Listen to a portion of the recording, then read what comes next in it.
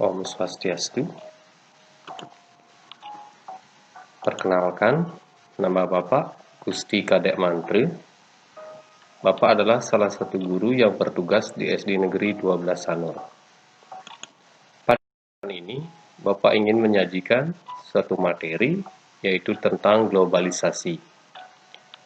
Adapun bagian dari materi globalisasi akan kita bahas, yaitu ada pengertian globalisasi, aspek dan dampak globalisasi. Baik, kita lanjut saja. Kecanggihan informasi dan teknologi membuat perubahan yang sangat besar bagi umat manusia. Hal ini membuat manusia masuk dalam suatu era yang kita kenal dengan nama era globalisasi. Kata globalisasi sendiri memang sering didengar oleh telinga kita. Namun, tidak semua orang memahami pengertian globalisasi. Nah, untuk itu, berikut ulasan tentang pengertian globalisasi beserta dampak yang mempengaruhinya. Pengertian globalisasi. Konsep globalisasi dapat dengan mudah dipahami melalui pemenggalan kata, yaitu kata global dan sasi. Kata global merujuk pada lintas batas, dan kata sasi merujuk pada perubahan atau proses menjadi. Sehingga globalisasi dapat diartikan secara singkat sebagai proses perubahan sosial pada skala lintas batas. Globalisasi mengacu pada suatu kondisi perubahan sosial di mana negara, wilayah, dan masyarakat saling terkoneksi satu dengan yang lain, baik itu dalam bidang ekonomi, politik, serta sosial dan budaya. Ciri khas dari era globalisasi yaitu semakin kaburnya batas-batas geografis antar negara. Pertukaran informasi serta arus barang maupun jasa tidak lagi hanya dilakukan dalam cakupan negara atau nasional, namun juga merambah lintas negara atau internasional. Nah, demikian pengertian globalisasi. Kepada aspek-aspek globalisasi dan dampaknya. Di sini ada 4 aspek globalisasi. Yang pertama itu ada aspek ekonomi, yang kedua aspek politik, yang ketiga aspek sosial budaya, dan yang keempat itu aspek pertahanan keamanan. Jadi kita akan bahas satu persatu dari keempat aspek ini. Kita mulai dari aspek ekonomi. Pada aspek ekonomi, globalisasi mengacu pada perubahan yang terjadi pada mekanisme pertukaran barang dan jasa. Jadi mekanisme pertukaran barang dan jasa. Segala produk yang tersedia di pasaran dapat diakses oleh siapa saja dan dari mana saja dengan sangat mudah, yaitu dengan bantuan internet. Aspek globalisasi pada bidang ekonomi menimbulkan dampak, yaitu dampak positif dan dampak negatif. Dampak positifnya adalah A. Rakyat secara mudah memperoleh barang konsumtif yang diperlukan. Kemudian B. Mempermudah proses pembangunan industri. Kemudian C. Mendorong percepatan pertumbuhan ekonomi nasional. Dan D. Membuka lapangan kerja yang memiliki keterampilan kerja. Dan terakhir E. Suku bunga rendah. Nah, kemudian dampak negatifnya yaitu A. Matinya usaha kecil yang tidak kompetitif. B. Munculnya kebijaksanaan pemerintah yang terkadang tidak menguntungkan petani. C. Upah kerja yang belum profesional atau masih rendah. Dan yang D adalah jumlah angka pengangguran masih tinggi. Demikian pada aspek ekonomi. Kemudian kita lanjutkan pada aspek yang yaitu aspek politik. Globalisasi membawa pengaruh besar pada arah kebijakan politik negara-negara di dunia. Jika sebelumnya kebijakan politik hanya mencakup skala nasional, era globalisasi mendorong terintegrasinya kebijakan-kebijakan politik di berbagai negara dan memungkinkan terciptanya bentuk-bentuk kerjasama politik antar negara, seperti Uni Eropa, World Bank, IMF, kemudian ada ASEAN, dan masih banyak yang lain. Pada aspek politik, globalisasi ditandai dengan beroperasinya aktivitas-aktivitas politik yang mempromosikan nilai-nilai universal pada skala global seperti hak asasi manusia, kesetaraan, permasalahan lingkungan hidup, dan yang lain.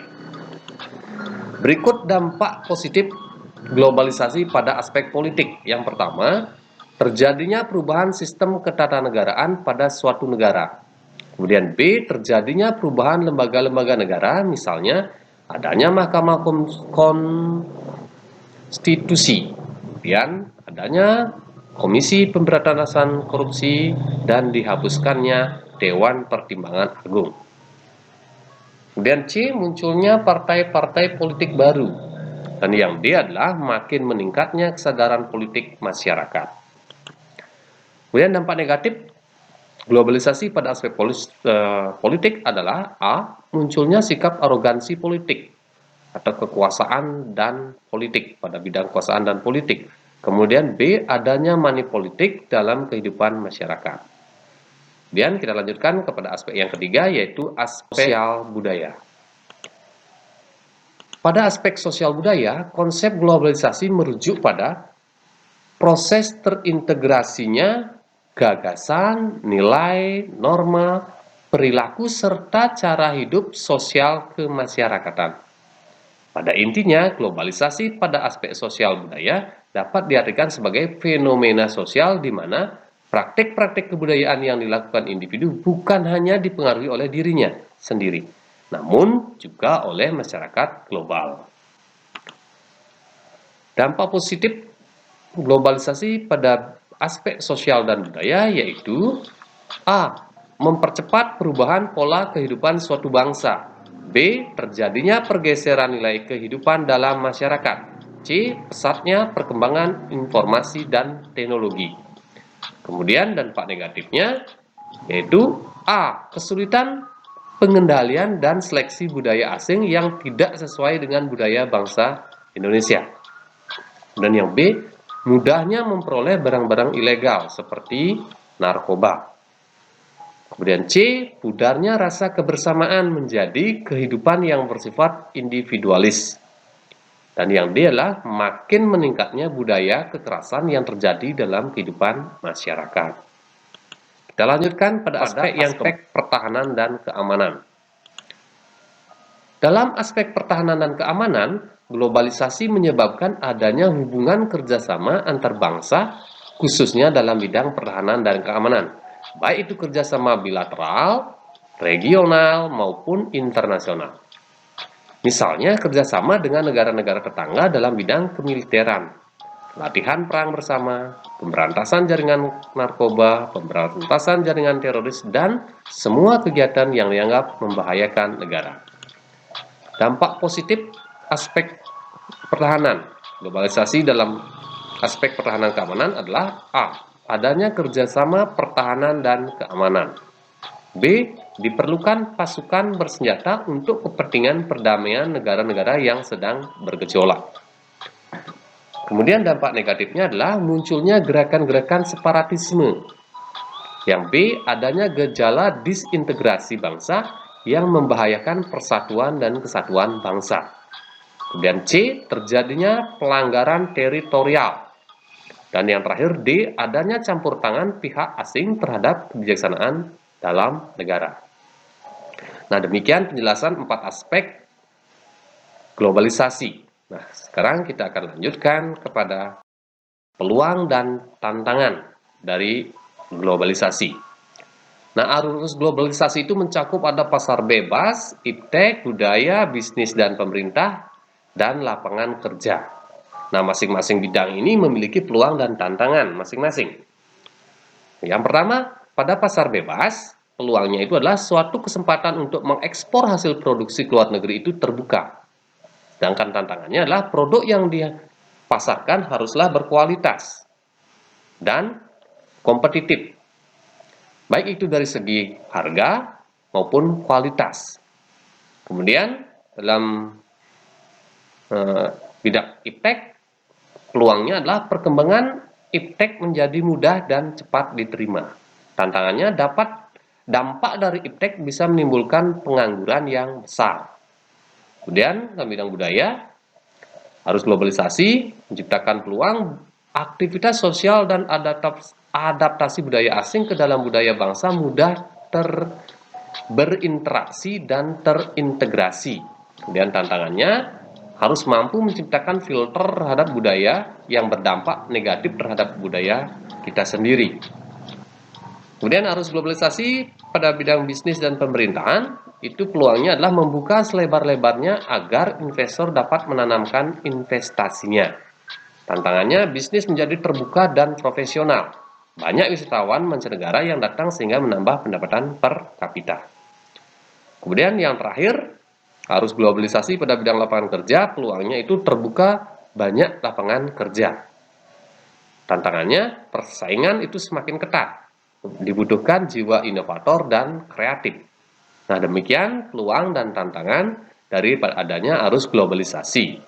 Dan yang terakhir, bahasan kita hari ini adalah bagaimana kita dalam menghadapi globalisasi. Nah, berbicara mengenai bagaimana upaya dalam menghadapi globalisasi, kita harus menyadari 3 hal dari globalisasi. Yang pertama, globalisasi sangat identik dengan nilai-nilai modernitas, kebaharuan. Kemudian, yang kedua, masyarakat kita banyak terbantu dengan kemudahan berkomunikasi dan kemajuan teknologi yang diakibatkan oleh adanya globalisasi.